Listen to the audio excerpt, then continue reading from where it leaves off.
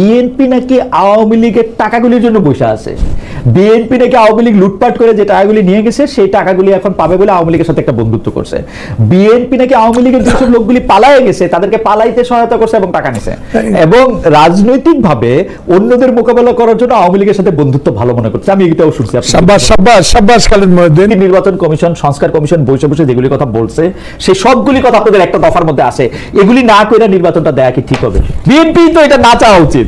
আচ্ছা, এই যে বললাম বিচক্ষণ ব্যক্তি বিচক্ষণ প্রশ্ন, উত্তর আমি কতটুকু দিতে পারবো জানি না, আমি তো একজন আপনার সামনে অনভিজ্ঞ। আর এই যে বিষয়টা আপনি উল্লেখ করে বললেন প্রত্যেকটা লাইন আমি সমর্থন করলাম। বাংলাদেশে একটা নির্বাচিত সরকার এলে সম্পর্ক স্বাভাবিক হবে এমন কথা প্রায় বলতেছেন ভারত সরকারের মুখপাত্ররা। বিএনপি ও নির্বাচনে সবচেয়ে বেশি গুরুত্ব দিচ্ছে। অনেকেই বলতেছেন যে ভারতের সঙ্গে আপনাদের সুর এক হয়ে যাচ্ছে। অনেক ইনফ্লুয়েন্সার এরকম বলতেছেন যে আপনারা তিন পক্ষ এক সুরে কথা বলতেছেন, একটা হচ্ছে ভারত, বিএনপি আর আর্মি। উনার এখন পর্যন্ত উনি দেশে আসতে পারলেন না, কারণ উনি তো বিশ্বাস করতে পারতেছেন না বাংলাদেশের মাটি তার জন্য নিরাপদ। এই বিষয়টা বারবার একই প্রশ্ন আসে। এখনো মামলা আছে? মামলা নাই তো। না, এখনো আছে, এখনো রিট চলতেছে, সরকার রিট করছে, তো এটাকে মামলা আছে বলতে হবে। খালেদ মাহমুদ যদি আচ্ছা যাক সেটা আমি জানি না, কিন্তু মামলা আছে। উনি আসছেন না কেন, এটাই তো প্রশ্ন। আসবে, ধৈর্যই পরম ধর্ম। নিউ ইয়র্কের জ্যাকসন হাইটস থেকে আপনাদের সঙ্গে আছে আমি খালেদ মহিউদ্দিন। আজ আমাদের জন্য একটি অন্যরকম সময়, কারণ আমাদের সাথে আজ উপস্থিত আছেন এমন একজন যার অনেকগুলো পরিচয়, যাকে আমরা বীর মুক্তিযোদ্ধা হিসেবে জানি 5 বারের পার্লামেন্টারিয়ান হিসেবে জানি, বিরোধী দলের চিফ হুইপ হিসেবে।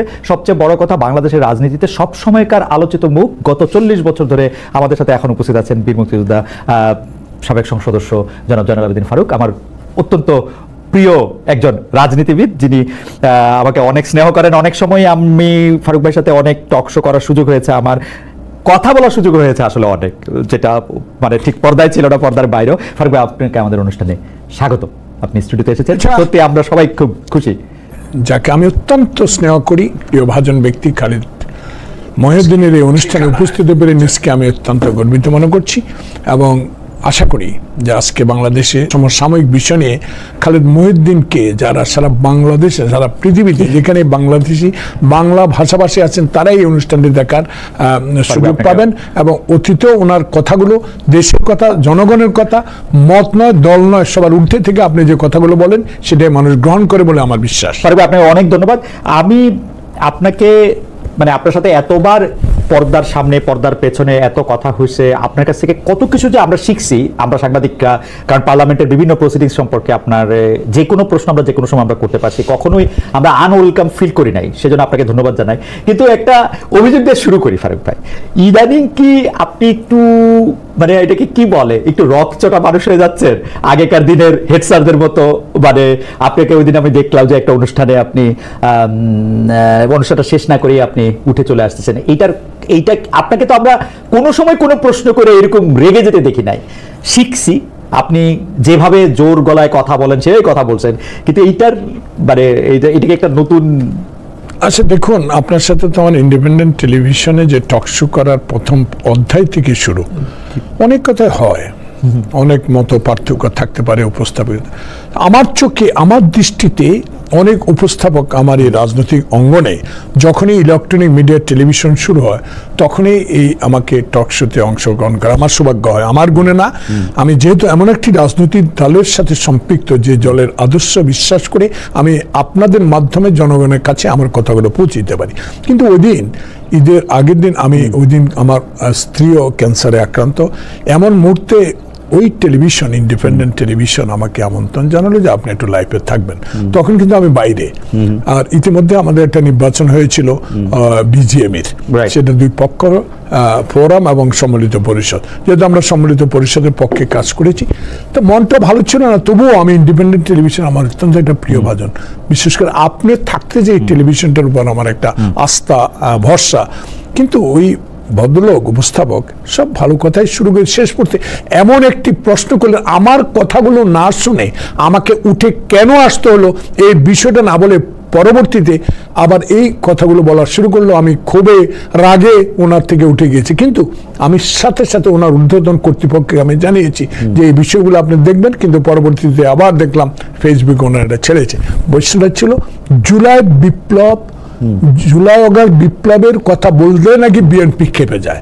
আমি কথাটা উত্তর না দিতে আমি বললাম যে আপনি তো খুঁচিয়ে খুঁচিয়ে যে কথাগুলো বের করার চেষ্টা করেন, কিন্তু আমি আপনি যেটা বলেছেন আমি সত্যি একটা রকচটা মানুষ, আমি সত্যের পক্ষে রকচটা, অন্যায়ের বিরুদ্ধে রকচটা। সেখানে আমি মনে করি আমি অন্যায় কিছু করি না। আমার কথাগুলো যদি উনি বলতো তাহলে আপনি ক্লিয়ার হতেন, আমাকে এই প্রশ্নটা করতেন না। ওকে, আচ্ছা, জুলাই আগস্ট বিপ্লব নিয়ে আমরা জুলাই আগস্ট বিপ্লব নিলে বিএনপি কি বলে বা বিএনপি কি অবস্থান নেয় সেগুলি নিয়ে আমরা আসলে জানতে চাবো। আমরা ফারুক ভাইকে যখন আজকে পেয়েছি যে আমরা প্রশ্নের জায়গা থেকে শুরু করি, শুরুতে আমি এই কথা বলে রাখলাম যে ফারুক ভাই নির্ভয়ে প্রশ্ন করবো কিনা আগের মতো সেটা। আচ্ছা, তাহলে প্রথম যে বিষয়টা আমি আসলে কথা বলতে চাই সেই বিষয়টা হচ্ছে যে আমরা তো একটা নতুন দিনের আশা সবসময় করি। 15 বছরের একটা ফেসিস শাসন থেকে আমরা মুক্তি পাওয়ার পরে আমরা একটা নতুন দিনের আশা করি। সেই ক্ষেত্রে সবকিছুতে আমাদের একটু স্বচ্ছতা আনা দরকার। আপনি কি আমাদের একটু বলবেন, দর্শকদের মধ্যে অনেকে এটা জানতে চান যে বিএনপির মতো একটা বড় রাজনৈতিক দলে কি অর্থনৈতিক স্বচ্ছতা আছে? বিএনপি আসলে কিভাবে চলে, তাদের টাকাটা কিভাবে আসে, তাদের পার্টির এটা কিভাবে ফান্ডটা কিভাবে করা হয়, বিএনপির যারা নেতৃবৃন্দ আছেন, আপনারা আছেন, বিএনপির চেয়ারপারসন আছেন, বা তারাও বা এই দল থেকে টাকা কি মানে বেতন হিসাবে নেন? যেমন ধরেন কমিউনিস্ট পার্টিতে আপনি জানেন ফারুক ভাই হোল টাইমার হিসাবে কিছু টাকা কেউ কেউ নিতেন। এটার সিস্টেমটা কি আমাদেরকে একটু যতটুকু বলা যায় একটু বলবেন? আমি ক্ষুদ্র রাজনৈতিক কর্মী হিসাবে বিএনপির সাথে সম্পৃক্ত দীর্ঘদিন।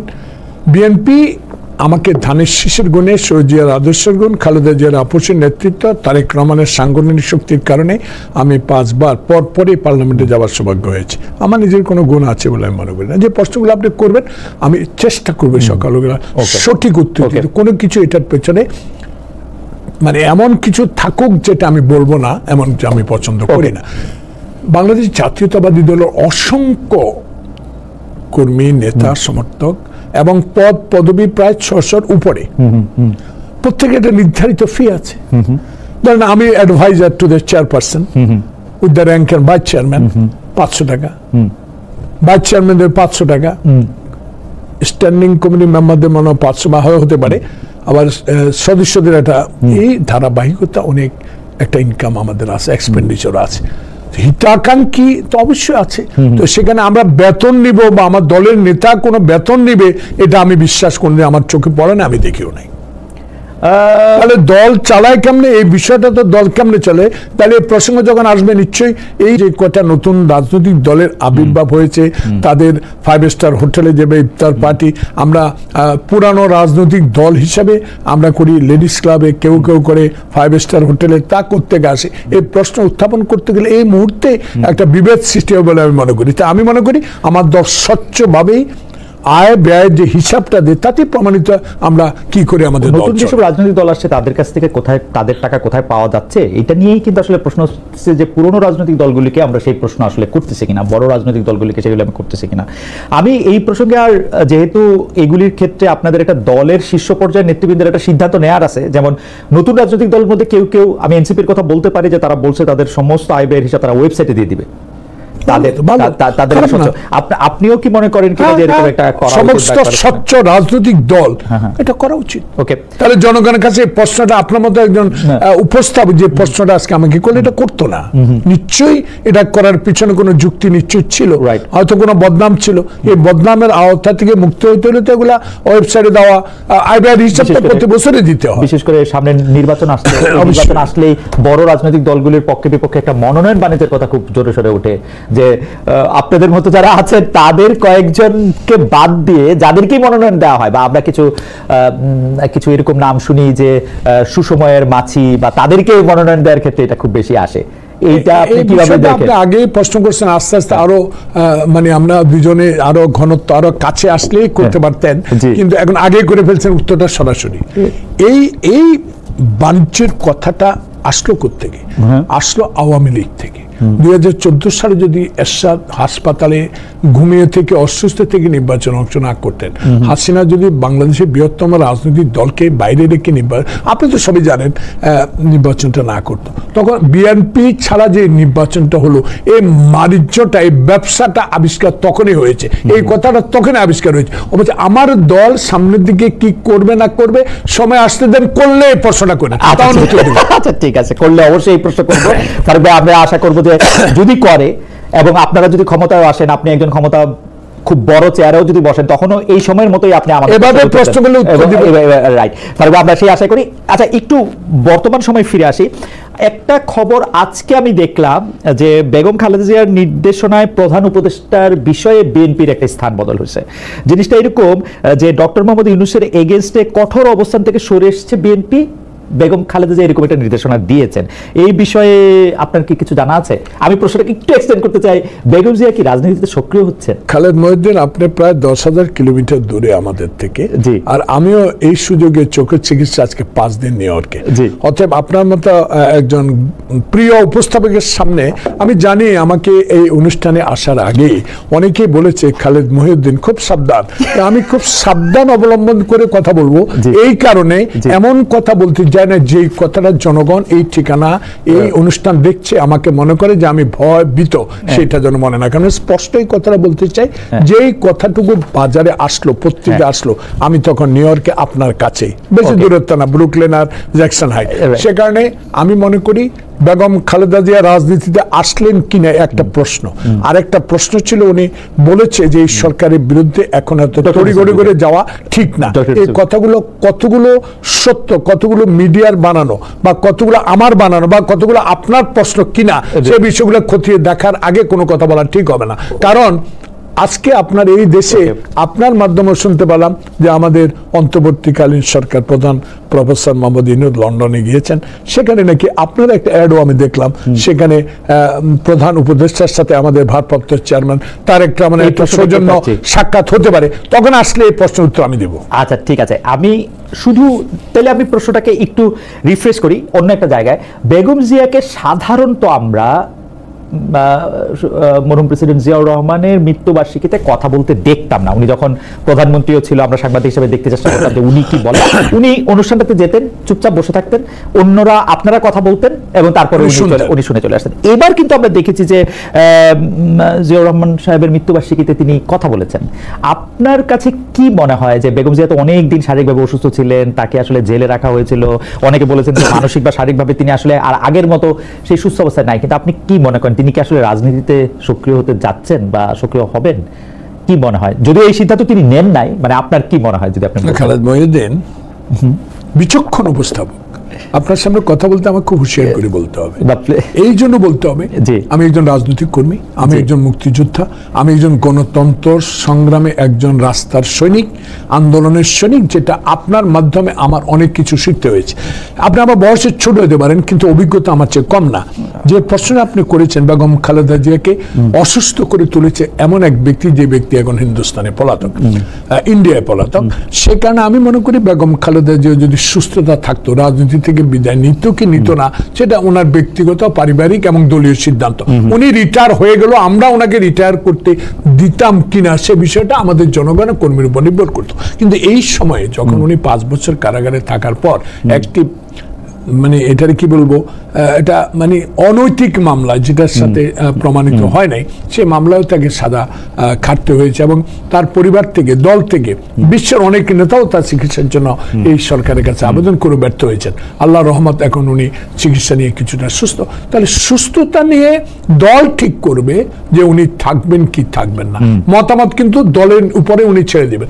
অতএব এইবার উনি কথা বলেছেন, এমন এক মুহূর্তে কথা বলেছেন যে মুহূর্তটা ছিল জুলাই অগাস্ট বিপ্লবের পরে যে সরকার এখানে এখন বসে আছে 10.5 মাস, তাদের বিরুদ্ধে 23টি দল বলেছে ডিসেম্বরের মধ্যে একটা নির্বাচন দেওয়ার আবেদন করেছে, সংস্কারের পক্ষে আছে। এমন সংস্কারে হাত দেবেন না যে সংস্কার বিলম্বিত হলে দেশের ক্ষতি হতে পারে, নির্বাচনে ক্ষতি হতে পারে, একটি সুষ্ঠু নির্বাচনে অংশগ্রহণে বিলম্বিত হতে পারে। সেই কারণে বেগম খালেদা জিয়া হয়তোবা মনে করেছেন এই মুহূর্তে আমার কিছু কথা বলার দরকার, সে কারণে কথা বলেছে। এদিকে আপনি একটু দৃষ্টি আকর্ষণ করতে চাই, এইটা একটু জুলাই আন্দোলন, আগস্টে আওয়ামী লীগ সরকারের পতনের সবচেয়ে বড়, আমি দেখি যে সবচেয়ে বড় সুবিধা যে পেয়েছে সেই দলটি হচ্ছে বিএনপি। 15 বছর আন্দোলন, দমন পীড়ন, নানা ধরনের সব জায়গায় গেছে। এখন এই মুহূর্তে আপনারা ক্যাবিনেটে নাই, কিন্তু বাকি সব জায়গায় আছেন, আপনারা মামলা মুক্ত হয়েছেন, যেটা যে সময় পারেননি সেই ডিবির বিপ্লব বা হারুনের বিরুদ্ধে আপনি মামলাও করেছেন মানিক মিয়া এভিনিউতে নির্যাতিত হওয়ার ঘটনায়। আপনাদের নেতাকর্মীরা হারানো ব্যবসা বাণিজ্য কিন্তু ফিরে পেয়েছেন, মাঠঘাট বিএনপির উপর দিয়ে কথা বলার এখন কেউ নেই। এত সুবিধা পাওয়ার পরও কেউ কেউ যে আপনাদেরকে বলে যে জুলাইয়ের যে স্পিরিট বা জুলাইয়ের ঘটনাটা যারা ঘটাইলো সেই ছাত্রদের প্রতি আপনারা এক ধরনের আক্রোশ দেখাচ্ছেন, তাদেরকে একটু হতশ্রদ্ধা করছেন, কিছুটা সময় বাদ দিতে চাচ্ছেন, কিছুটা সময় ভাসিয়ে দিতে চাচ্ছেন, কি করে সেটা নাই বললাম। তো এইটা কেন, কি মনে হয় মানে ফারুক ভাই? কেন উত্তর আমি দিব, যেহেতু উপস্থাপক প্রশ্ন করেছেন, উত্তর না দিলে আমারও মনে দুঃখ থেকে যাবে। খালিদ মহিউদ্দিন, আপনাকে তো দেখেছি ইন্ডিপেন্ডেন্টে যে আপনার সেই সৌভাগ্যবান কথাগুলো আমার মনে পড়ে বারবার। আপনার এই কথার বলা অর্থ, আপনি অত্যন্ত চতুর একজন উপস্থাপক, আপনি অনেকজন মেরিটোরিয়াস উপস্থাপক, আপনার ব্রেনের মধ্যে অনেক কিছু আছে। এর মধ্যে একটা অন্যতম আজকে প্রশ্ন করেন যে কারণে প্রথমে শুরু করেছেন, আমি কেন ইন্ডিপেন্ডেন্ট টেলিভিশন থেকে অর্ধেক বক্তব্য দিয়ে উঠে গেলাম, সেই প্রসঙ্গটা এখানে আবার ঘুরে ঘুরে চলে আসলো। যে জুলাই অগাস্ট বিপ্লবের যে ছাত্ররা, এটা একদিনে হয় নাই, 16 বছরের সকল আন্দোলন নিয়ে, তাহলে 71 কথা কি ভুলে যাবো? 52 ভাষা আন্দোলন ভুলে যাব? 69 গণ আন্দোলন ভুলে যাব? তাই প্রত্যেকটা জিনিসের সাথে সম্পর্ক থাকে এই বিপ্লব, জুলাই অগাস্টের বিপ্লবের ছাত্রদের অবদান কোশ্চিন কালো বিএনপি ভুলে নাই, বরং স্পিডের মতো আগে যাওয়ার জন্য 100 মাইল 120 মাইল বেগে এগিয়ে যাওয়ার জন্য যে অনুপ্রেরণা বিএনপি থেকে দেওয়া হয়েছে, সেটা আপনি নিজেও দেখেছেন বাইরে থেকে। সেখানে আমি মনে করি জুলাই অগাস্ট বিপ্লবের যে কথাগুলো আসছে, হেয় প্রতিপন্ন করে কেউ কোনো কথা আমরা বলি না। আপনি দেখুন এই বাচ্চারা যখন দল করে, বাচ্চা আমি বলবো না, তারা অবশ্যই এখন 18-র উপরে, তো সেখানে তারা মন্ত্রণাও দায়িত্ব পালন করেছেন অনেকে, সেখানে তারা এখন ইয়াং হলেও তারা কিন্তু আমরা দল করার পরে আমাদের দল থেকে অভিবাদন জানানো হয়েছে আন্তরিকতার সহিত, তারা যেন দেশবাসীর কাজ করতে পারে, তরুণ সমাজে এগিয়ে নেবে বাংলাদেশ, এটাই তারেক রহমান সমর্থন করেছিল। কিন্তু আমি খালেদ মহিউদ্দিন, আপনি আমার বয়সে আমার তামান্না আমার বড় মেয়ের সমান, একই। তো সেখানে আপনাকে আমি জিজ্ঞেস করব, খালিদ মহিউদ্দিন কেমন আছেন? আসসালামু আলাইকুম। আপনি পাশ কাটিয়ে চলে যাবেন, অপমান করবেন, অপদস্থ করবেন, এমন কথা বলবেন যে কথাগুলো আমাদের মনে আকৃষ্ট করে, অন্তরে দুঃখ পায়। সেই কথাগুলোর জন্য যদি আমরা উত্তর দিই, এটাতে মনোকষ্ট পাওয়ার কোনো কারণ নেই। কিন্তু রাজনৈতিক ক্ষেত্রে যা বলবে সেটা উত্তর আমরা অবশ্যই দিব। সেই কারণে দিব যে শহীদ প্রেসিডেন্ট জিয়াউর রহমান যদি স্বাধীনতা ঘোষণা না করে, সেদিন ভুট্টো আর এই শেখ মুজিবের আলোচনার পর দেশে যে অবস্থার সৃষ্টি হয়েছিল, যখন পাকিস্তানিরা পূর্ব পাকিস্তানের মানুষের উপর আক্রমণ চালালো, তখন কে বা কারা বাংলাদেশের স্বাধীনতার ঘোষণা করেছে, সেই কথাগুলা আমরা আলোচনা আনলেই যখন যদি মনে করে ওটা সত্যিকার ঘটনা না, রাজাকার আলবত যেটা ফ্যাসিস্ট সরকার বলে আসতো, কবর সরিয়ে দিব, ব্রিজ ভেঙে দিব, এইসব কথাগুলো আমরা এখন এভাবে বলতে চাই যে ছাত্র জনতার বিপ্লবে যে সরকার, পতিত সরকার, নির্বাচনকে বানচাল করার সরকার, সংবিধানকে লঙ্ঘন করার সরকার, স্বায়ত্তশাসিত সংস্থাগুলোকে ধ্বংস করার সরকার বিদায় নিয়েছে, কি জন্য? একটি সুষ্ঠু নির্বাচন, দেশে গণতন্ত্র ফিরিয়ে আনা। সেই গণতন্ত্র ফিরিয়ে আনার জন্য যদি ছাত্র সমাজ যে কোনো দলের সাথে ঐক্যমত পোষণ করে, আমরাও তাদের সাথে ঐক্যমত পোষণ করব। এটা একটু ট্রিকি, কারণ ছাত্র সমাজ যে আন্দোলনটা করলো যে সরকারটার এগেনস্টে বা যে দলটার এগেনস্টে, আওয়ামী লীগ, সেই দলটার এগেনস্টে তারা বলতেছে তারা রক্তের বিনিময়ে তাদের আসলে কিছু মৃত্যু, যেটা আসলে আপনারাও স্বীকার করেছেন, কিছু মৃত্যু, কিছু আত্মত্যাগের চেয়েও এটা অনেক বড় হয়ে সারা বাংলাদেশের জন্য এটা হয়েছে। 16 বছরের বিএনপির আন্দোলন বা দমন পীড়নের কথা কেউ শেয়ার করে না, কিন্তু তারা গিয়ে কিন্তু আসলে রক্তের মূল্যে তাদের নাম লিখে আসছে সেখানে, সেটা আপনারাও সবার আগে বলছেন, আমি ছাত্রদের কথা বলতেছি। কিন্তু আপনি যেটা বললেন সেটার সাথে আমি দ্বিমত করতেছি না। আপনি খালি আপনার দলের অ্যাকশনটার কথা আমি আপনাদের মনে করে দিতে চাই। আপনার দলের কিন্তু খালি বক্তব্যের জন্য বিএনপির 2জন সিনিয়র নেতাকে দলের পক্ষ থেকে সতর্ক করে দেওয়া হয়েছে। আপনি জানেন যে এইটা বলা হয়েছে অসংলগ্ন বক্তব্যের দায়, এবং সেই অসংলগ্ন বক্তব্য যে দেওয়া হচ্ছে, এর কখনো এটা টার্গেট হচ্ছে এনসিপি, কখনো এটা টার্গেট হচ্ছে সরকার। বিএনপির আপনারাই এটা অ্যাকনলেজ করছেন, এটা তো ওদেরকে আর এরকম দোষ কি দেয়া যায়? সরকার কি আমার শত্রু? সরকার তো আমার শত্রু না। ইউনূস কি আমার শত্রু? ইউনূস একজন নন্দিত ব্যক্তি, বিশ্বের দরবারে বাংলাদেশকে পরিচিত লাভ করার মতো একটা বিজ্ঞমান ব্যক্তি প্রফেসর ইউনূস। সকল দলের ঐক্যমতের ভিত্তিতে তাকে এই পদে বসানো হয়েছে। উনি জোর করেও আসেন নাই, হাসিনা পতনের পর নিজে হেঁটে আসেন নাই, সকল দলের মিলিত অনুরোধের ভিত্তিতে তাকে বসানো হয়েছে। উনি আমাদের শত্রু না। এনসিপি যে নতুন দল, তারাও আমার শত্রু না। তারা আমাদের সন্তানের মতো দেশে এগিয়ে যাবে এবং দেশে সরকার গঠন করার মতো দল গঠন করবে। করবে। কিন্তু একটা বিষয় আমি এখানে আপনার সাথে একমত হতে পারছি না, যে আমাদের শত্রু এই সরকারও না, এনসিপিও না। আমরা শুধু মনে করিয়ে দিতে চাই যে এই নির্বাচন পদ্ধতিকে 2014 সাল থেকে ধ্বংস করে দিয়ে দেশে বিরাজমান রাজনৈতিক সংকট সৃষ্টি করে সকল ক্ষেত্রে বাংলাদেশের রাজনীতিকে ধ্বংস করে দিয়েছিল, সেই নেতৃত্ব এখন নাই। সকলে গ্রহণযোগ্য যে ব্যক্তিটা বসিয়েছেন, 10.5 মাস কিন্তু সময় লাগার কথা না খালিদ মহিউদ্দিন। আপনার মতো একজন বিজ্ঞবান সাংবাদিক যদি বয়সে ছোট হতে পারেন, কিন্তু বুদ্ধি আমার চেয়ে অনেক বেশি। আপনি নিজে বসে বসে একটু চিন্তা করেন না, যদি শাহাবুদ্দিন 3 মাসে একটা নির্বাচন উপহার দিতে পারে, হোয়াই নট ইউনূসের মতো একটা লোক যিনি গ্রহণযোগ্য নির্বাচনের ডেট নিয়ে এখন আমাদের কথা বলতে হয়, ওনাকে কথা বলতে হয়। অভয় দিলে আমি কইতে পারি এর জন্য দায়ী হচ্ছে বিএনপি। আমি উত্তর দেব, আমি উত্তর দেব। কেন বলতেছি সেটা বলেন। দেখেন, বিএনপি আমার যদি ভুল না হয়ে থাকে 2022 সালে 31 দফা দিল, মানে আরো 3 বছর আগে, আরো 3 বছর আগে। সেই 31 দফার মধ্যে যা যা কিছু আছে তা কিছু নিয়ে কিন্তু এই সরকার কিছু সংস্কার করতে চাইলো। বিএনপি প্রথম থেকেই সেই সংস্কারগুলির বিপক্ষে একটা অবস্থান নিয়ে আসছে, এবং মানে বিএনপি কিন্তু এই সংস্কারটাকে দেরি করাইতে গিয়া বা সংস্কারটা না করতে গিয়েই কিন্তু অনেক কাজকর্ম এটা করা সম্ভব হয় না। আমি আপনাকে ধরে ধরে বলতে পারি যে 1 নম্বরে ছিল সংবিধান সংস্কার কমিশন গঠন, সম্প্রীতিমূলক সমন্বিত রাষ্ট্রসভা প্রতিষ্ঠা, জাতীয় সমন্বয় কমিশন গঠন, নির্বাচনকাল দল নিরপেক্ষ তত্ত্বাবধায়ক সরকার ব্যবস্থা পুনর্বর্তন, রাষ্ট্রের ক্ষমতার ভারসাম্য প্রতিষ্ঠা, প্রধানমন্ত্রীর দায়িত্ব পালনের সময়সীমা নির্ধারণ, আইনসভা উচ্চকক্ষ প্রবর্তন, I can go on and on and on. এই 31 দফার মধ্যে যা কিছু আছে আমি খুব মনোযোগ দিয়ে পড়ে দেখছি। এর বাইরে কিন্তু আমার শ্রদ্ধেয় প্রফেসর আলী রিয়াজ খুব রেডিক্যাল কোনো কিছু একটা বলতেছে, এরকম কোনো কিছু আমার মনে হয় নাই। কিন্তু বিএনপি সংস্কারের বিপক্ষে একটা অবস্থান নিয়ে ব্যাপারটা সংস্কার না নির্বাচন এরকম একটা জায়গায় নিয়ে গেছে। আমি তো আগে বলেছি এইসব প্রশ্নের সম্মুখীন আমাকে হতেই হবে। কার সামনে? খালিদ মহিউদ্দিন। অত্যন্ত বিচক্ষণ ব্যক্তি, বিচক্ষণ প্রশ্ন, এটা আমি ঘাবড়াই না। আর বিশেষ করে আপনার সামনে তো ঘাবড়াবার প্রশ্ন এই কারণে যে আপনি বলেছেন সংস্কারের বিষয়ে সরকারের সাথে আমাদের যে দ্বিমত সেটা না, প্রশ্ন হলো সময়। 31 দফা 22 এখনো আছে, তাহলে 31 দফার মধ্যে নির্বাচন মুখী যে সংস্কারটা আমার প্রয়োজন, সেই সংস্কারের মধ্য দিয়ে বাংলাদেশে আন্দোলনরত সকল রাজনৈতিক দলের ঐক্যমত একটাই, যে আপনার দেরি না করে সংস্কার, শুধু নির্বাচন বা সাংবিধানিক কিছু সংস্কার করে পুরো 31 দফা তো আমি সরকারে যদি গঠন করতে পারি আমি করব। আপনারা তো সময় লঙ্ঘন করে, সময় নষ্ট না করে এত পুরা নতুন নতুন কমিশন, নতুন নতুন সংস্কার নিয়ে নির্বাচন বিলম্বিত হচ্ছে বলে জনগণ মনে করে বিধায় বিএনপি নির্বাচনের তারিখটা চায়। আপনি ফারুক ভাই, আপনার কাছ থেকে তো আমি অনেক কিছু শিখি। দেখেন, আমার ধারণা এই 31 দফা বিএনপি যা করছে, আমি আপনাকে 8 নম্বর দফাটা আমি আপনাকে বইরা শোনাই। দেখেন এই সরকারে কি করার আছে যদি সে এইটা করতে চায়, এবং আমার ধারণা এই সরকার বিএনপির থেকে শিখা এটা করতে চাইছে। এটার হেডিং হচ্ছে নির্বাচন কমিশন ও নির্বাচন ব্যবস্থার সংস্কার এবং সংশ্লিষ্ট আইন ও বিধি সংশোধন, রাজনৈতিক দলসমূহের মতামত এবং বিশিষ্টজনের অভিমতের ভিত্তিতে স্বাধীন, দক্ষ, নিরপেক্ষ, গ্রহণযোগ্য, দৃঢ়চিত্ত ব্যক্তিদের সমন্বয়ে একটি কার্যকর নির্বাচন কমিশন গঠন করিবার লক্ষ্যে বর্তমান প্রধান নির্বাচন কমিশন অন্যান্য নির্বাচন কমিশনার নিয়োগ আইন 2022 সংশোধন করা হইবে। এইটা সংশোধন করতে হবে। ইভিএম নয়, সকল কেন্দ্রে পেপার ব্যালটের মাধ্যমে ভোট প্রদান নিশ্চিত করতে হবে। আরপিও অ্যাবসলিউটলি নির্বাচন কমিশন, সংস্কার কমিশন বসে বসে যেগুলি কথা বলছে সেই সবগুলি কথা আপনাদের একটা দফার মধ্যে আসে। এগুলি না করে নির্বাচনটা দেয়া কি ঠিক হবে? বিএনপি তো এটা না চাওয়া উচিত। আচ্ছা, এই যে বললাম বিচক্ষণ ব্যক্তি, বিচক্ষণ প্রশ্ন, উত্তর আমি কতটুকু দিতে পারবো জানি না, আমি তো একজন আপনার সামনে অনভিজ্ঞ না।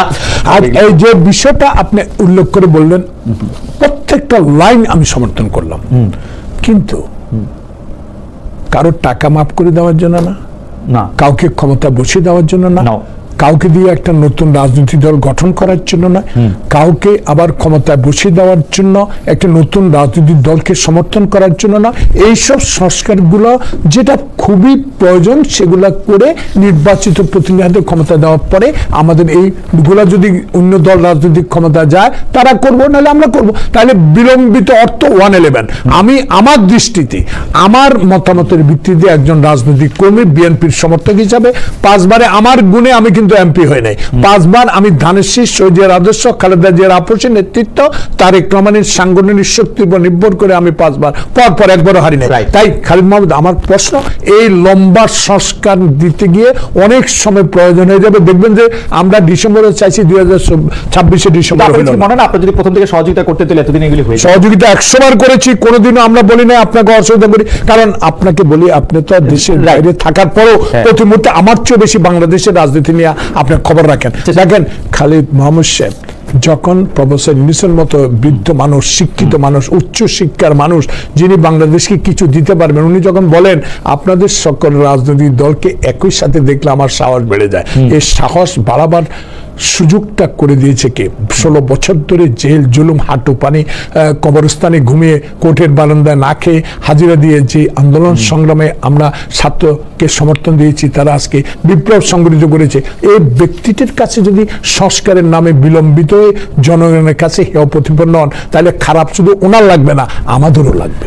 কিন্তু আমরা কি ফারুক ভাই, আমরা তো আসলে আমাদের অভিজ্ঞতা থেকে আমরা শিক্ষা নেই। আমাদের অভিজ্ঞতা কি? আমাদের অভিজ্ঞতা হচ্ছে 2001 সালের তত্ত্বাবধায়ক সরকার, জাস্টিস লতিফুর রহমানের নেতৃত্বে গঠিত তত্ত্বাবধায়ক সরকারে ব্যারিস্টার সৈয়দ ইশতিয়াক আহমেদ ছিলেন আইন উপদেষ্টা। তিনি বিচার বিভাগ আলাদা করার সমস্ত কিছু ঠিক করার পর বিএনপি থেকে বলা হলো, আসলে বেগম জিয়াই বললেন যে এটা তো আসলে এত বড় ঘটনা, এটা আমাদেরই করা উচিত। তারপরে কিন্তু এটা 5 বছর করা হয়নি। এখন এই সংস্কার যে আপনারা ক্ষমতা গেলে করবেন, এইটা তো আমরা আপনাদের উপরে কেমনে আস্থা রাখবো? আস্থার বিষয়টা তো যদিও এটা আপনাদেরই কথা, মানে আমি খুবই আমি মিলায়ে দেখে আমি খুবই অবাক হয়ে গেছি। আবার স্যার এই বিষয়ে আপনি আবার সহ 6টা কমিশন মিলে যা বলছে, আপনারা তার চেয়ে বেশি বলছেন, কম বলেন না। 31 দফায় দেখেন খালিদ, আপনি বেশি আর কমের বিষয় না। আগে বলেছি আপনার প্রশ্ন অত্যন্ত কঠিন কঠিন প্রশ্নের উত্তর দেওয়ার সৌভাগ্য আমার হইলেও আমি দেব, না পারলে আমি ক্ষমা চাবো। কিন্তু একটা জিনিস আমি বুঝাতে আপনাকে পারছি কিনা জানি না, 2001 সালে যে ঘটনাটা আপনি বলেছেন, অন্তরে আমরা সবই চাই এটা আমাদের উচিত দেশের জন্য, নট ফর পার্টি। সে কারণে আপনার যে প্রশ্ন, এটা করতে এখন যে আমাদের 2-1টা ভুল হয় নাই সেটা আমি অস্বীকার করব না আমার সরকারের আমলে। সেখানে আমি মনে করি এই বিষয়টা এখন সমাধানের বিষয়। এই সাংবিধানিক এই পরিবর্তন, জজ অ্যাপয়েন্টমেন্ট, বিচারপতি অ্যাপয়েন্টমেন্ট, সবগুলাই এখন অন্তর্বর্তীকালীন সরকারের পরে যে সুষ্ঠু নির্বাচনের মাধ্যমে যেই সরকার গঠন করবে, অবশ্যই সে সাথে তারেক রহমান স্পষ্ট বলে দিয়েছে, আমি একা না, যারা আমার সাথে রাস্তায় ছিলেন, আন্দোলনে ছিলেন, ফ্যাসিস্টের বিরুদ্ধে সংগ্রাম করে গেছেন, আয়নাগরে নির্যাতিত হয়েছেন, মামলা মাথা নিয়ে এক জেলা থেকে অন্য জেলায় রিক্সা চালিয়ে জীবন নির্বাহ করেছেন, এই কথাগুলো ওনার মনে আছে। সেই কারণে বারবার বলে। এখন আপনি একটু আগে বলেছেন যে বিএনপি বড় দল, বিএনপি ক্ষমতা সরকার গঠন করতে পারে, সেই কারণে তারেক রহমানও বলেছে আমি একাই ক্ষমতায় যেতে চাই না, যারা আন্দোলন সংগ্রামে ছিল তাদেরকে নিয়ে ঐক্যবদ্ধভাবে আমি সরকার গঠন করব, এমন সরকার গঠন করব যে সরকারে আপনার এই প্রশ্নটা সমাধান করা সম্ভব। খুবই ভালো কথা বলছেন কি ফারুক ভাই, কিন্তু এই কথাগুলি অনেকটা শেখ হাসিনার মতো। শেখ হাসিনাও কিন্তু এরকম বলতেন, আমি বলি যে ক্ষমতায় উনি থাকবেন কিন্তু সবাইকে নিয়ে করবেন। তো মানে আপনি আসল চেয়ারটায় বসলেন, সবাই নিয়ে করলেন, এইটা তো যাই হোক, এটা আপনি নিশ্চয়ই আপনার মতো করে বলবেন। আমাদের অনেক প্রশ্ন, না আমি হাসিনার উত্তরটা দিব, এই কারণে দিব, হাসিনার সাথে খালিদ মহিউদ্দিন, আপনাকে তো আগে বলেছি, আপনি তো ঢাকা এখন না বিশ্বের সবচেয়ে বড় গণতান্ত্রিক দেশে এসে টক শো করছেন, কথা বলার সাহস পাচ্ছেন। আমি আপনাকে প্রশ্ন করতে চাই on behalf of the people of Bangladesh, যে আপনি কি ঢাকা থাকতে এই কথাগুলো বলতে পেরেছেন? পারেন নাই। এখন আমরা বলতে পারছি এখানে হাসিনা, না হাসিনা, খালেদা জিয়া, বড় কথা না, বড় কথা হলো হাসিনার সাথে বিএনপিকে তুলনাটা এইভাবে না করলে আমি পছন্দ করতাম আপনাকে। কিন্তু আমি আপনি পারেন না, আমি একমত না। আমি বাংলাদেশে থাকতো, এখন আমার জায়গা থেকে আমি এটা বলছি, আপনি হয়তো কতটুকু দেখছেন না দেখছেন আমি জানি না, এগুলি ইউটিউবে আছে, এগুলি দেখলে এটা দেখা যায়। আমি পরবর্তী জায়গায় যাই। জায়গার মধ্যে থেকে ফারুক ভাই, আপনি শুধু এইটাই কি খালি শুনছেন যে বিএনপি আওয়ামী লীগ নিষিদ্ধ চায় না? আমি কিন্তু এইটা পর্যন্ত শুনছি বিএনপি নাকি আওয়ামী লীগের টাকাগুলির জন্য বসে আছে। বিএনপি নাকি আওয়ামী লীগ লুটপাট করে যে টাকাগুলি নিয়ে গেছে, সেই টাকাগুলি এখন পাবে বলে আওয়ামী লীগের সাথে একটা বন্ধুত্ব করছে। বিএনপি নাকি আওয়ামী লীগের যেসব লোকগুলি পালায়ে গেছে তাদেরকে পালাইতে সহায়তা করছে এবং টাকা নিছে, এবং রাজনৈতিকভাবে অন্যদের মোকাবেলা করার জন্য আওয়ামী লীগের সাথে বন্ধুত্ব ভালো মনে করছে। আমি এটাও শুনছি। সাব্বাস খালিদ মহিউদ্দিন, বাংলাদেশে অর্থের লোভী দল বিএনপি নয় আমার দৃষ্টিতে, জনগণের দৃষ্টিতে। তাহলে একই নির্বাচনের সময় 2001 সালে একটা নতুন মহিলা এরশাদ বিরোধী আন্দোলন করে জনপ্রিয়তা অর্জন করে এক একই নির্বাচনে 5টা এলাকা থেকে নির্বাচনে প্রতিষ্ঠা করে 5টা আসনে জয়লাভ হওয়া সেই নেত্রীর দল টাকার লোভী, আর 16 বছর ধরে হাসিনার লুট করার টাকা আমরা নিব, আমরা গ্রহণ করব, এইগুলো আমি অন্তত আপনার মাধ্যমে জোর গলা বলতে পারি। আমি তো না, আমার দলের কোনো লোকের টাকার লোভী না। এই টাকার কথা মনে করে দিতে যায় যারা 1971 সালে বাংলাদেশের স্বাধীনতাকে যারা গ্রহণ করতে পারেন নাই, তারা বলেছেন ক্ষমা করে দিব। কারা ক্ষমা করবে সেটা তাদের বিষয়, কিন্তু তারা নির্বাচন চায়, সংসদটা পরে, আগে চায় তারা স্থানীয় সরকার নির্বাচন সময় নিয়ে চায়। কিন্তু তারা কি এই দলে তাদেরকে ভিড়াবার চেষ্টা করছে না? আমরা করছে। আমি এটা জনগণের উপর ছেড়ে দিলাম, এবং আপনি খালেদ মহিউদ্দিন ইনশাল্লাহ আরো 60 বছর আল্লাহ আপনাকে বাঁচাক, আপনি দেখে যাবেন যে আমার এই কথা ঠিকানা লিখে রাখেন যে বাংলাদেশ জাতীয়তাবাদী অর্থের লোভে বিএনপি, কোন আওয়ামী লীগ যারা স্বৈরাচারের সাথে অর্থ এবং লুটপাট করে দেশের সাংবিধানিক প্রতিষ্ঠান ধ্বংস করেছে এমন লোকের সাথে কোনো আঘাত নাই, অর্থ তো দূরের কথা। আপনি প্রসঙ্গটা আনলেন বলে আমার জন্য সুবিধা হইলো। আপনি গত কয়েক মাসে, আপনাকে যেহেতু আমি ফলো করি, খেয়াল করি, গত কয়েক মাসে জামাত ইসলামের 71-এর মুক্তিযুদ্ধ বিরোধী ভূমিকা প্রায় স্মরণ করে দিচ্ছেন আপনার বক্তব্যে, আপনাদের বক্তব্যে। কিন্তু 2001 সালে জামায়াতের নেতাদের আপনারাই মন্ত্রী হস্ত করে দিয়েছিলেন, এবং 1990 সালে এরশাদের বিরুদ্ধে যে গণ আন্দোলন, যেখানে আমরা মাঠে ছিলাম, সেইখানে 3 দলীয় জোটের রূপরেখাই ছিল জাতীয় পার্টি বা জামাতকে কোনো দল বা জোটরা আসলে নিবে না, আপনারা পুনর্বাসিত করেছেন। এইটার কারণ কি? এটা আপনাদের কাছে হয় কেন? আমি আরেকটু আপনার থেকে 1 সেকেন্ড ভুলে যাব না, কারণ আমি আপনাকেই পড়তেছি। সেইটা হচ্ছে যে আপনি বলতেছেন, দর্শক মানে জনাব আব্দুল ফারুক বলতেছেন, যারা বাংলাদেশের স্বাধীনতা অস্বীকার করেছিলেন আমরা তাদের ভুলি নাই। জামায়াতের কতজন গ্রেপ্তার হয়েছেন, আপনারা যাদের সঙ্গে আঘাত করতে চেয়েছিলেন তারা, অর্থাৎ আওয়ামী লীগ তো এখন নাই, এখন নতুন করে ইউনূস সরকারকে বিভ্রান্ত করার চেষ্টা করছেন আপনারা। দয়া করে ভুয়া আইডি, ফেসবুক এগুলি বন্ধ করেন। জি খালেদ মাহমুদ, আমি 2001 সালে মন্ত্রিত্ব দিয়েছি, এটাই আমাদের অন্যায় বলে চিৎকার দিয়ে এখনো বলা শুরু করে। শেখ হাসিনার গলায় আব্দুল হামিদের স্পিকারশিপে সবই শুনছি। 2008 সালে পার্লামেন্টে যখন সিপিএর দায়িত্ব পালন করেছি তখনও শুনেছি, এখনো শুনতে পাচ্ছি। আজকে এই 11 তারিখ এই জুন মাসে বিশ্বের সবচেয়ে গণতান্ত্রিক দেশ, অর্থনৈতিক দেশে বসে খালেদ মহিউদ্দিনের এই ঠিকানায় দোতলায় বসে আমি বলতে চাই যে 2001 সালের দোষারোপ আমাদের উপর করা হচ্ছে। রাজনৈতিক বন্ধুদেরকে জোট করে আমরা ক্ষমতা আনি, তাদেরকে মন্ত্রিত্ব দিয়েছি, কিন্তু 1996 সালে তার আগে তারা আঘাত করছিল। কার আগে এরশাদের সাথে বেঈমান হবে যারা নির্বাচনে অংশগ্রহণ করবে, তারা কারা ছিল তাদের নিয়েও প্রশ্ন করলে আমি খুশি হতাম। সেখানে আমি মনে করি আমার ভূমিকা একটি, আমি হাফ প্যান্ট পরে খালি পেয়ে যুদ্ধ করে দেশ স্বাধীন করেছি। সেই স্বাধীনতার 54 বছর পর কে ক্ষমা পাবে কে ক্ষমা পাবে না এটা আল্লাহ রসুল উপর ছেড়ে দিয়ে জনগণের উপর ছেড়ে দিয়েছে। কিন্তু একটা কথা হলো, যারা এখন আমাদের রাজনৈতিক বন্ধু একসময় ছিলেন, তারা এই মুহূর্তে, যেই মুহূর্তে দেশে একটা নির্বাচনমুখী, যে মুহূর্তে দেশে আমার ভোট আমি দিব, এমন একটা প্রশ্ন মানুষের কাছে জেগেছে যে ইউনূস এমন একটি ভোট দেবে শাহাবুদ্দিনকে অতিক্রম করে যাবে। শাহাবুদ্দিন একটি রশি টানিয়ে নির্বাচন করছে, উনি রশি ছাড়াই নির্বাচন করবেন, এই বিশ্বাসের উপর ভর করেই তো আমরা সকলে ইউনূসকে বসিয়েছি। সে কারণে আজকে 2001, 1996 সাল এই বিষয়গুলো মনে না রেখে আমরা মনে করি রাজনৈতিক বন্ধুত্ব থাক, কিন্তু 71কে আমি বলবো না যে 71। ফারুক ভাই, আপনি অনেক কথা বললেন, আপনার কথা শুনতে খুব চমৎকার, কিন্তু কেন আপনারা মন্ত্রিত্ব দিলেন, কেন পুনর্বাসন করলেন সেটা এখন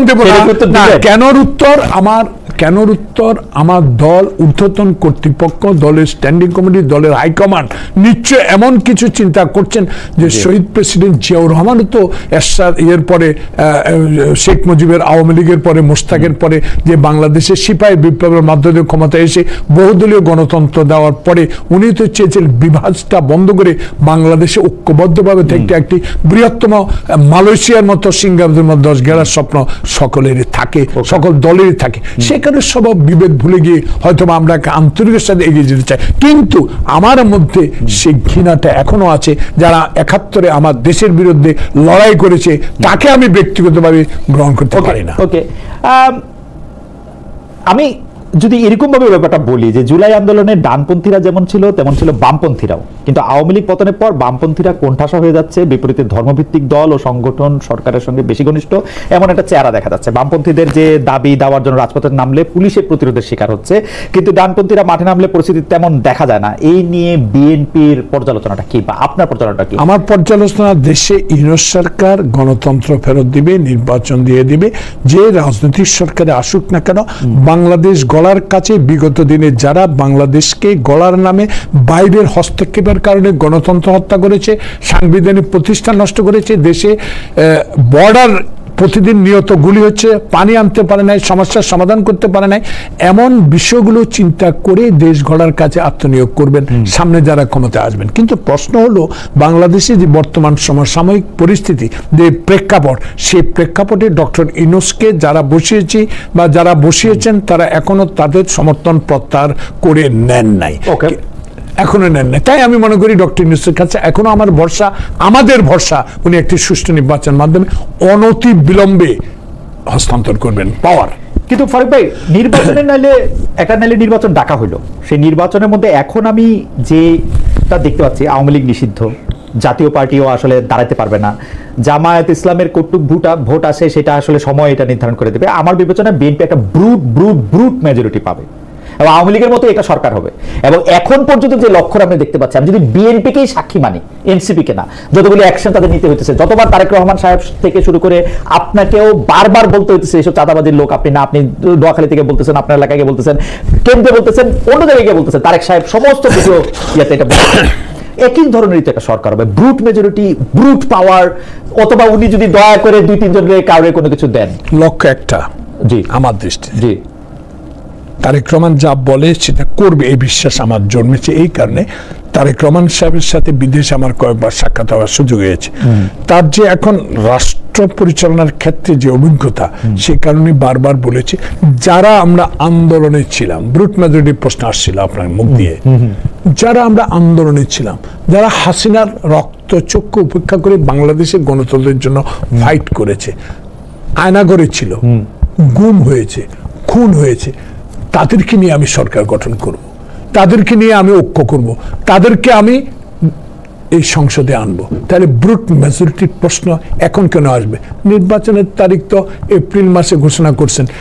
কিন্তু ফারুক ভাই, আপনার কাছে কি মনে হয় না জনাব তারেক রহমানের, মানে আমরা একটু নতুন দিনের নতুন পৃথিবীতে একটু নতুন করে কথা বলি, যে জনাব তারেক রহমানের কিছু ট্রাস্ট ইস্যু আছে এগেনস্ট এভরিওয়ান, এগেনস্ট বাংলাদেশ।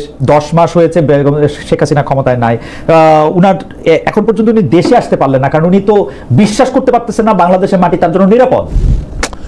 এই বিষয়টা বারবার একই প্রশ্ন আসে। এখনো মামলা আছে? মামলা নাই তো, না, এখনো আছে, এখনো রিট চলতেছে, সরকার রিট করছে, তো এটাকে মামলা আছে বলতে হবে।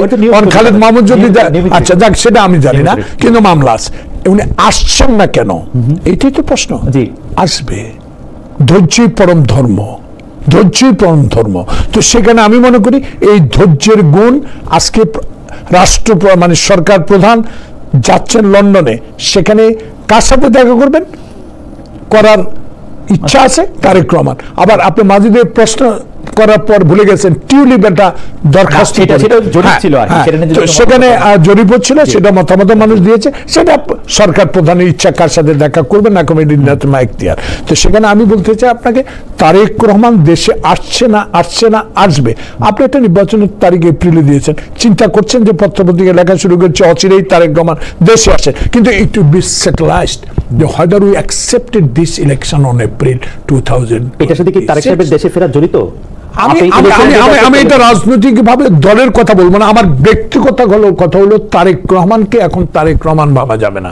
এই জন্য তারেক রহমানের নিরাপত্তা আছে, তারেক রহমানের জনপ্রিয়তা আছে, তারেক রহমান শহীদ জিয়ার ছেলে, তারেক রহমান খালেদা জিয়ার সন্তান, তারেক রহমান ভবিষ্যতে বাংলাদেশের একটা বৃহত্তম রাজনৈতিক দলের চেয়ারম্যান। সেখানে আমি মনে করি সব দিকে বিবেচনা করেই দল সিদ্ধান্ত দেবে কখন উনি আসবে। হি ইজ ওয়েটিং ফর দলের সিদ্ধান্ত। ফারুক ভাই, আমি আপনাকে মানে কন্টেস্ট করতে চাই না, কিন্তু আমি শুধু বলি যে তারেক সাহেবের নিরাপত্তা ইস্যু কি বেগম জিয়ার চেয়ে বেশি, তার স্ত্রীর চেয়ে বেশি? দেখুন, তার স্ত্রী কার মেয়ে? আমি এতদিন থেকে গেল একটা কথা মুখ দিয়ে বেরিয়েছে না, এতদিন থেকে গেল খালি একটা কথা মুখ দিয়ে বেরিয়েছে। তাহলে তারেক রহমানের স্ত্রী জুবাইদা আর খালেদা জিয়ার পুত্রবধূ জুবাইদা, খালেদা জিয়ার সন্তান তারেক রহমান, জিয়াউর রহমানের সন্তান তারেক রহমান, শহীদ জিয়ার জনপ্রিয়তা তার কাল। আমি মনে করি আমার ক্ষুদ্র অভিজ্ঞতায় খালেদা জিয়ার সন্তান হিসাবে তারেক রহমানের জনপ্রিয়তা খুব একটা কম না। না কম না তো। তাই আমি মনে করি সব দিক বিবেচনা করে দল সিদ্ধান্ত নিবে কখন আসবে, এটা তারেক রহমানের সিদ্ধান্ত না, এটা দলের সিদ্ধান্ত। দল বলবে যেহেতু সে দলের সম্পদ, আমার সম্পদ না, এটা দলের সম্পদ। দল এখন বলতে, এটা আমার মত। দল এখন বলতেছে না কেন? বলবে সময় ইজ কামিং।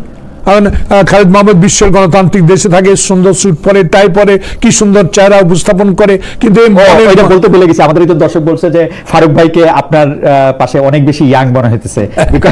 আপনার thank you, thank you so much. আচ্ছা, আপনি তো সরকারের একটা ধারণা দিলেন যে এটা জাতীয় সরকার, জুলাই আন্দোলনে যারা ছিল তাদের সম্পৃক্ত করা হবে, তারেক সাহেব বারবার বলছেন, আপনারা বিএনপি শীর্ষ নেতৃবৃন্দ বারবার বলছেন। আপনি কি ফারুক ভাই যেইটা সংসদে সবসময় আপনি বলে আসছেন যে একটা সংসদকে আসলে প্রাণবন্ত করে তোলে হচ্ছে বিরোধী দল, কারণ তারা প্রশ্ন করে, তারা বিভিন্ন বিল নিয়ে তারা তাদের মতামত দেয়, পয়েন্ট অফ অর্ডার উঠায়, বিরোধী দল হিসেবে আপনি কারে দেখেন? আমি তো বিরোধী দল দেখি না। আমি তো এটা এই আওয়ামী লীগের মতো একটা হাসি খুশি বিরোধী দল দেখি। না আমি আপনার এই প্রশ্নটাকে অত্যন্ত গ্রহণ করে নিলাম। এমন একটি পার্লামেন্ট হোক যে পার্লামেন্টে কথা বলার, সমালোচনা করার, সরকারকে আঙ্গুল দিয়ে দেখিয়ে দেওয়ার ব্যবস্থা না থাকে, সে সংসদ হাসিনার চেয়েও খারাপ সংসদ হবে। আমি আপনার সাথে একমত সম্পন্ন আমার দৃষ্টিতে। কিন্তু তারেক রহমানের কথাটা একটু বিবেচনা করেন, সে কি বলেছে? সে একটা কথাই বারবার বলছে, এমন একটা সংসদ চাই যে সংসদে আমার সমালোচনা করার মতো লোক থাকবে, যদি আমি সরকার গঠন করতে পারি। আমরা অঙ্ক করি, উনি তো জুলাইতে যারা শেখ হাসিনার বিপক্ষে ছিল তাদের সবাইকে উনি নিয়ে নেবেন দলে, জাতীয় সরকারে। তো সেটার মধ্যে তো আমরা সবাই পড়ি। এখন বিরোধী দল আপনি কই পাবেন? বিরোধী দল যারা এখনো বলে নির্বাচন আগে হোক, ইউনিয়ন আদারওয়াইজ নেন না, এবং যারা এখানে আছেন তারা আদারওয়াইজ নেন, আমি ক্ষমা চাই। যারা বলছেন যে সংসদ নির্বাচন আগে স্থানীয় সরকার নির্বাচন হওয়া, তারা তো নমিনি ডিক্লেয়ার করে দিছে, তারা তো ঈদ নমিনি অনুষ্ঠানের নামে ক্যানভাসও শুরু করছে। তো তারা হোক না, তারা হলে আঙ্গুল দিয়ে দেখা দিবে যে তাদের জাতীয় সরকারে দিবেন না, তারাও তো জুলাইতে না, তারা তো এখন আমাদের সাথে রাজনীতি বন্ধুত্ব ছিল যখন দুঃসময়, এখন তারা মনে করে এখন তাদের সুসময়।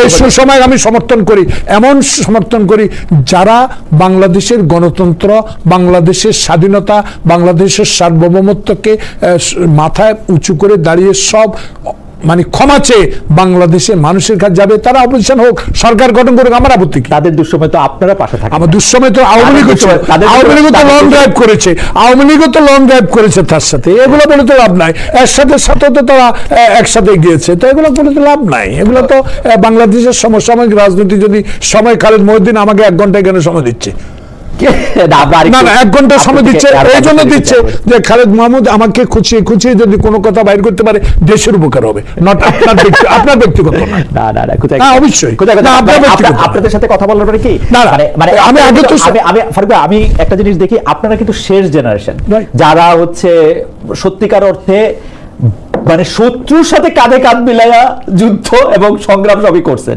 যেটা খুবই ইন্টারেস্টিং। মানে আপনি মানে এটা কিন্তু একটা ইন্টারেস্টিং। আমরা তো আপনাদের কাছে শিখছি শত্রুদেরও কিভাবে আসলে সম্মান দিয়ে কথা বলতে হয়। আপনার বিরোধী দলের চিফ হুইপ থাকা অবস্থা, আপনার সরকারি দলের চিফ হুইপের সাথে আপনার সম্পর্ক দেখছি, সরকারি দলের সংসদ মন্ত্রীদের যারা বসে তারা শোনেন। আচ্ছা, একটা কথা বলি, আমরা আপনার থেকে আর 5-10 মিনিট সময় একটু বেশিও চাইয়া নিব আর কি। আচ্ছা তাহলে ঠিক আছে। বাংলাদেশে একটা নির্বাচিত সরকার এলে সম্পর্ক স্বাভাবিক হবে এমন কথা প্রায় বলতেছেন ভারত সরকারের মুখপাত্ররা। বিএনপি ও নির্বাচনে সবচেয়ে গুরুত্ব দিচ্ছে। অনেকেই বলতেছেন যে ভারতের সঙ্গে আপনাদের সুর এক হয়ে যাচ্ছে। অনেক ইনফ্লুয়েন্সার এরকম বলতেছেন যে আপনারা 3 পক্ষ এক সুরে কথা বলতেছেন, একটা হচ্ছে ভারত, বিএনপি আর আর্মি। আপনি এটাকে আসলে কিভাবে দেখেন? আমার দৃষ্টিতে ছোট্ট উত্তর, জি, সেনাবাহিনী দেশের সার্বভৌমত্ব রক্ষার কাজে নিয়োজিত। ঠিক ডক্টর ইউনূসকে সহায়তা করার জন্য মাঠ পর্যায়ে এখনো সেনাবাহিনী নিয়োজিত যাচ্ছে, আইন শৃঙ্খলা রক্ষার জন্য ওনাকে সহায়তা করে যাচ্ছে। কিন্তু দেশের সমসাময়িক রাজনীতি নিয়ে ডক্টর ইউনূসকে উদ্দেশ্য বা সরকারকে উদ্দেশ্য করে সেনাবাহিনীর তরফ থেকে যে বক্তব্যটা দেওয়া হয়েছে সেটা কিন্তু রাজনীতিক ক্ষেত্রে প্রযোজ্য নয়। এই কারণে সে দেশ প্রেমিক হিসাবে এই কথাগুলো বলেছে। আসুন 3 কথা, যে ইন্ডিয়া তিস্তার পানি দেয় না, যে ইন্ডিয়া প্রতিদিন গুলি করে বর্ডারে মানুষ মারে, যে ইন্ডিয়া আমাদেরকে ব্যবসায়িক রাজ্য হিসাবে পরিণত করে ব্যবসা করতে চায়, যে ফেলানিকে গুলি করে তার কাটা ঝুলিয়ে রাখতে চায়, সে হিন্দুস্তান বা ভারতের সাথে প্রতিবেশী হিসাবে বন্ধুত্ব বজায় রাখা আমাদের দায়িত্ব। কিন্তু বন্ধু যদি আমাকে শত্রু মনে করে, সে বন্ধুত্ব আমরা রক্ষা করতে চাই না। ওকে, আমি পরিষ্কার, আপনি একদম পরিষ্কার করে বলছেন, জুলাই হত্যাকাণ্ড আর হত্যা চেষ্টায় বিভিন্ন মামলায় শত শত আসামি হয়েছে, এই কারণে তদন্ত বিচারে বিঘ্ন তৈরি হচ্ছে। এ নিয়ে আমরা আজকেও স্বরাষ্ট্র উপদেষ্টাকে কথা বলতে শুনছি। এরকম ঢালাও মামলা, শত শত আসামি নিয়ে আইন উপদেষ্টাও বিরক্তি প্রকাশ করছে। আমাদের প্রশ্ন হচ্ছে যে এই সব মামলা যারা করতেছে, তাদের মধ্যে মামলা বাণিজ্য যারা করতেছে, তাদের মধ্যে বিএনপির লোকেরা বেশি জড়িত এখন, মানে এই গত 5 মাসে ধরে।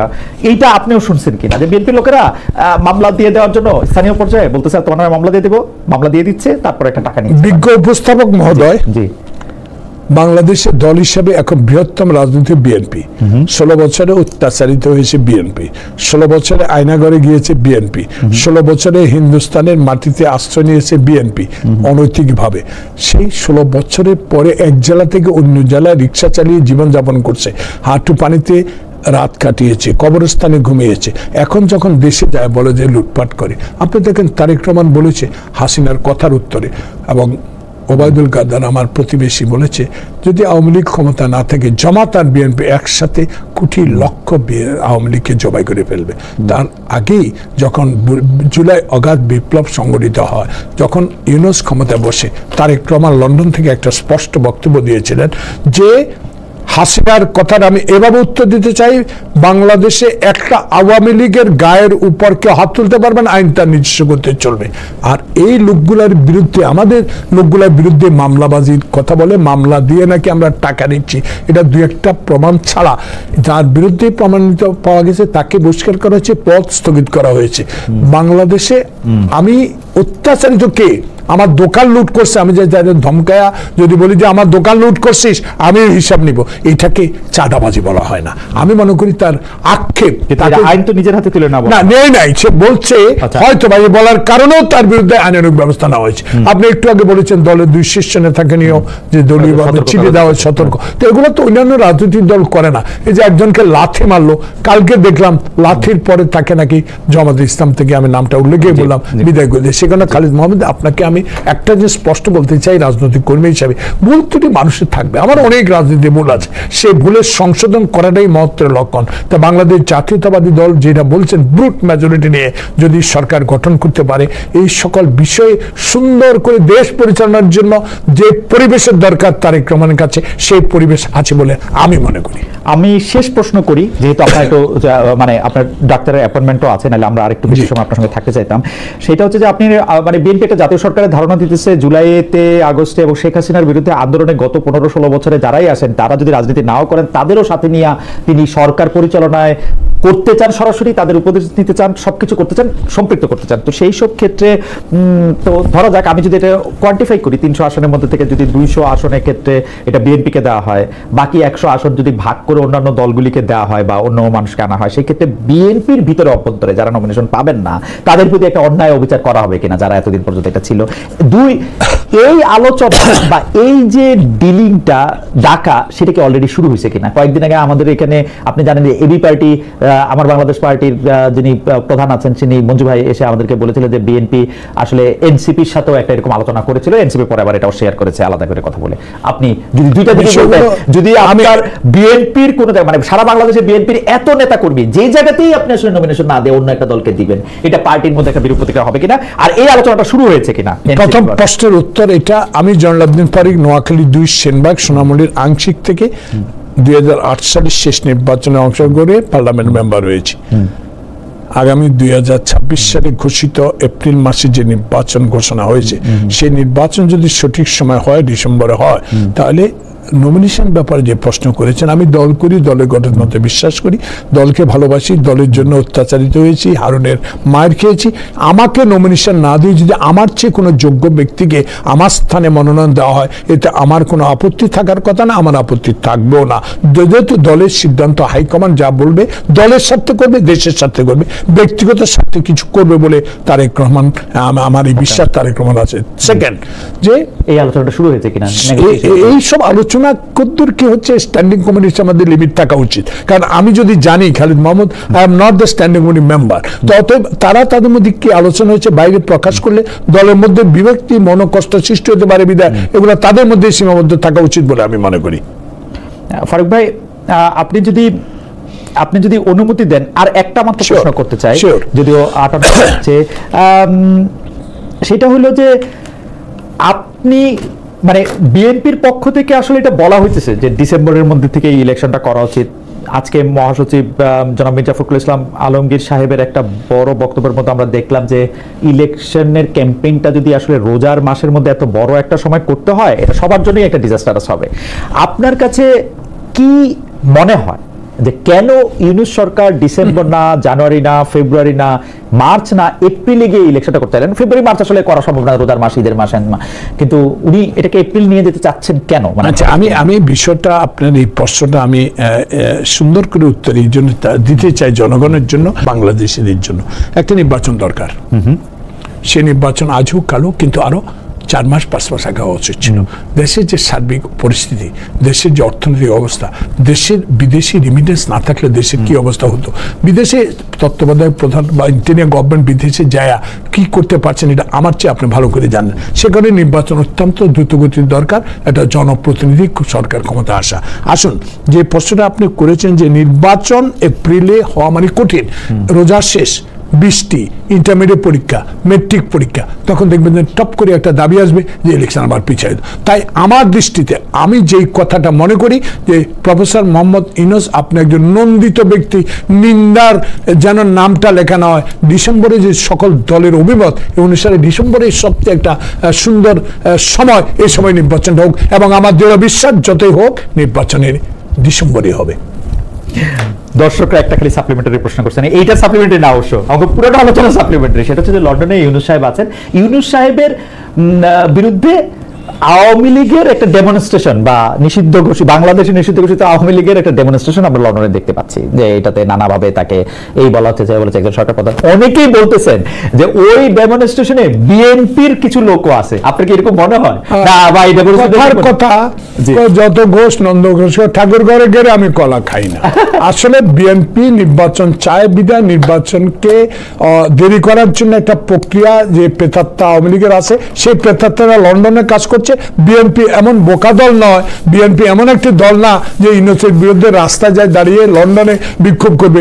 বিএনপির কি সে ক্ষমতা নাই দেশে বিরোধিতা করা? তাই আমি মনে করি এইসব বোকাস কথা, এগুলো অপছন্দের কথা, এগুলো গ্রহণযোগ্য কথা না। থ্যাংক ইউ, ধন্যবাদ।